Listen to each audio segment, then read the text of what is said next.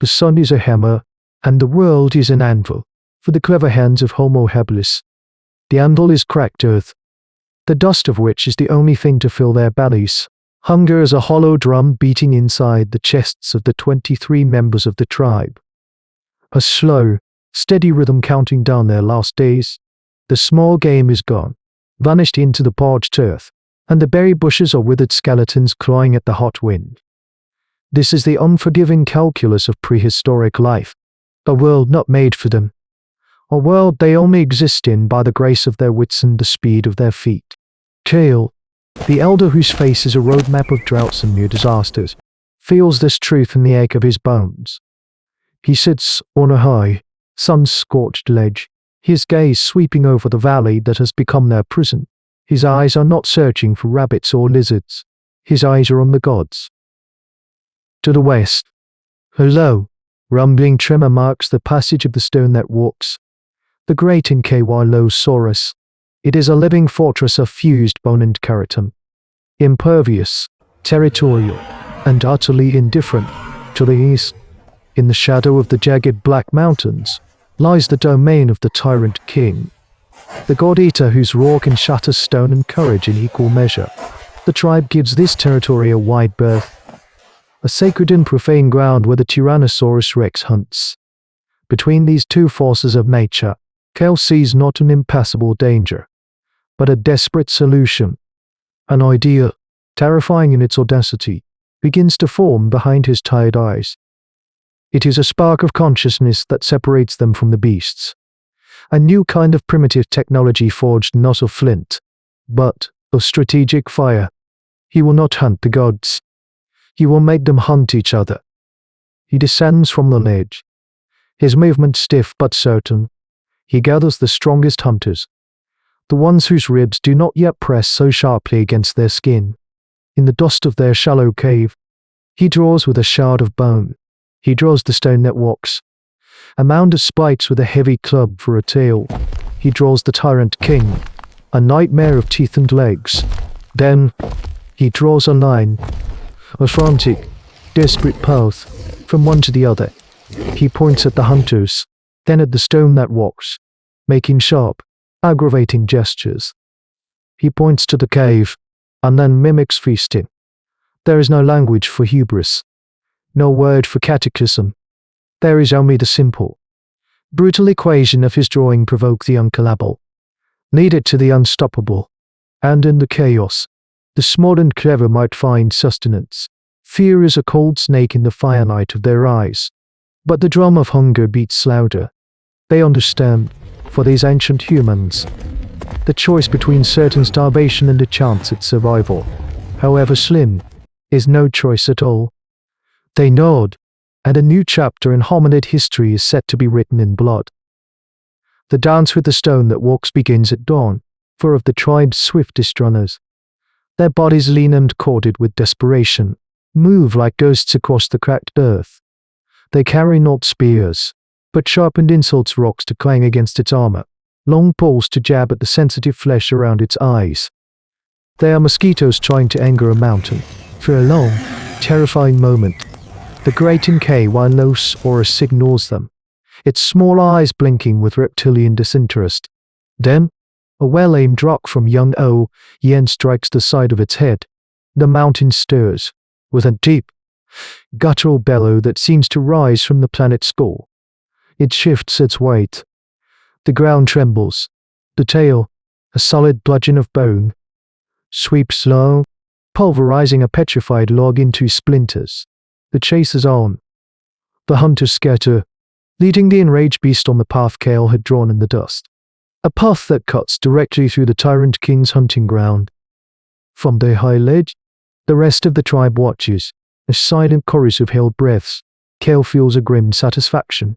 The pieces are moving as he willed. He can already taste the meat, imagine the sharp crack of scavenged bone marrow. But the feeling curdles less as a new tremor begins, deeper and more resonant than the footfalls of the pursuing Ankylosaurus. This one comes from the east. It is a slow, predatory rhythm that vibrates up through the stone, through their feet, and into their teeth.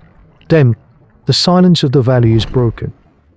The first roar of the Tyrannosaurus Rex is not a sound, it is a physical blow.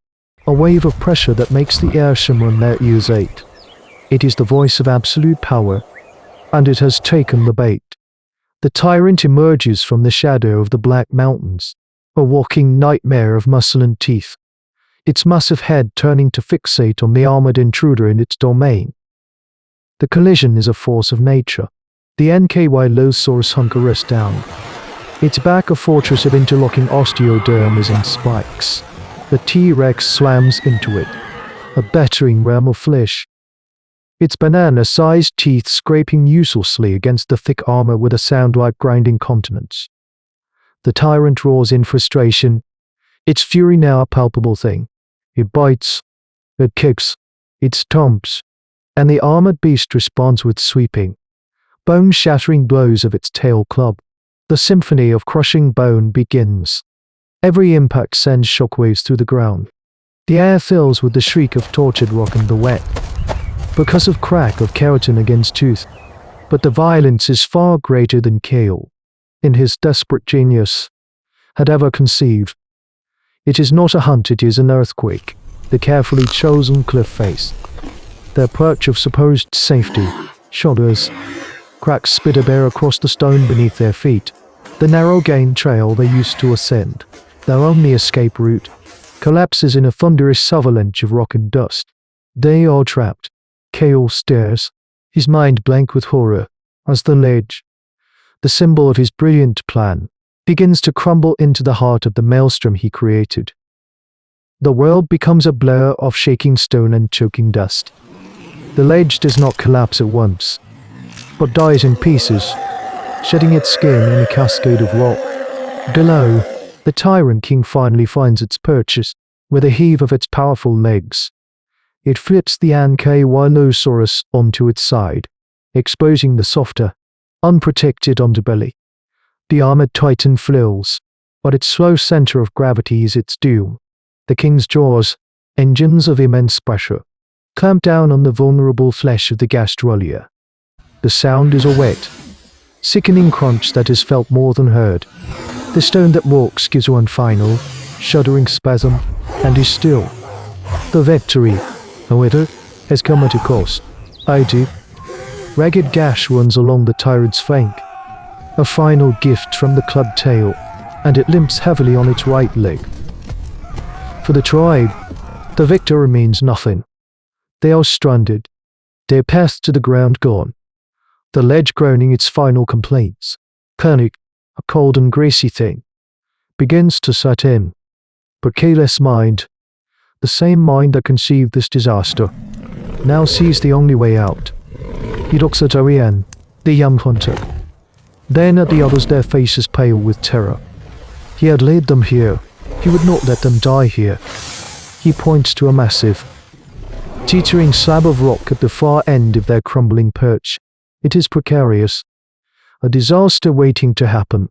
It is also their only hope. He scrambles toward it, his old bones protesting. The others watch, uncomrified, as he begins to push its base, using a smaller rock as a lever. It is a tool of desperation, the final application of his primitive technology.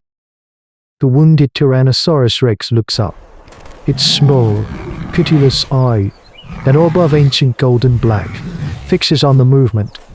The scent of these small, clever creatures, the architects of its pain, fills its senses. A low, guttural growl rumbles in its chest. It forgets its skill. It wants them. It takes a limping, earth-shaking step toward the cliff base. With a final, desperate grunt, Kale heaves. The sap groans, shifts, and then falls, not away from the cliff, but against it, forming a steep, treacherous ramp down to a lower, wider section of the cliff face. It is a bridge born of sacrifice. As the others scramble across, Kale remains behind, his body braced against the cliff wall. Exhausted, he meets the tyrant's gaze for one final moment. There is no fear in his eyes, only a profound, weary understanding. He has gambled with the gods and lost. Owen screams his name, but It is too late. The rest of the ledge gives way, and Kale vanishes in a final, thunderous roar of stone. The survivors do not look back. They flee into the canyons. The roar of a broken, vengeful god echoing behind them, a sound that will haunt the dreams of hominid history forever. The survivors did not feast that night, nor for many nights after. The great kill lay untouched in the valley, a monument to their catastrophic failure. They had gained nothing but the focused hatred of an apex predator and a scar on their collective consciousness that would never fade. This was the first brutal lesson in the study of forces beyond their control. A bloody footnote in the future field of paleontology. Kale's gambit, the spark of strategic genius, had become a cautionary tale whispered in the dark. The first weapon they truly forged was foresight, and it had backfired spectacularly, teaching them that the chasm between a clever idea and its execution is often filled with unimaginable violence. They learned that some gods are best left to their own wars, that to challenge the indifferent power of this prehistoric world is to invite annihilation. And yet, this failure became a seed. The terror of that day, the memory of the falling stone and the enraged eye of the tyrant, forced a new kind of thinking.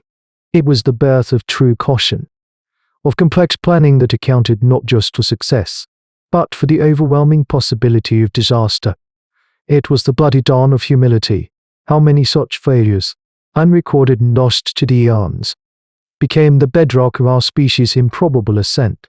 How many tribes were wiped out by a single, brilliant, and fatally flawed idea before one finally succeeded?